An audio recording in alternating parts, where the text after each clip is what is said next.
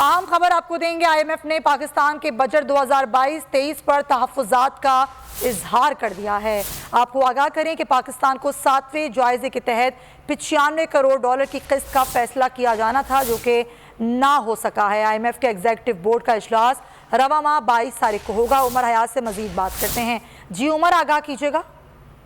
बिल्कुल जी, IMF के executive board का जो इजलास रवा माह की 22 तारीख को होना था और उस एग्जीक्यूटिव बोर्ड इजलास में पाकिस्तान को कर्ज की फराहमी एजेंडे में शामिल नहीं है, जिससे वाज़ेह तौर पर ये पता लगता है कि पाकिस्तान को 7वें जायजे के तहत 95 करोड़ डॉलर की जो किस्त मिलनी थी उसका फैसला नहीं हो सका। IMF ने जो है वो टैक्स मराहत जो कि बजट 2022-23 में दी गई हैं उनको वापस लेने की तजवीज़ दी है और वजीर खजाना मिफ्ताह इस्माइल अब तक जो है वो IMF को राजी करने में हमें नाकाम नजर आ रहे हैं। दीगर कर्ज को IMF के तौसीर फंड सहूलत प्रोग्राम के कर्ज से जो है वो मशरूर किया है। जी उमर, बहुत शुक्रिया आपका आगाह करने के लिए। सब्सक्राइब करें और बेल दबाएं ताकि कोई खबर रह न जाए।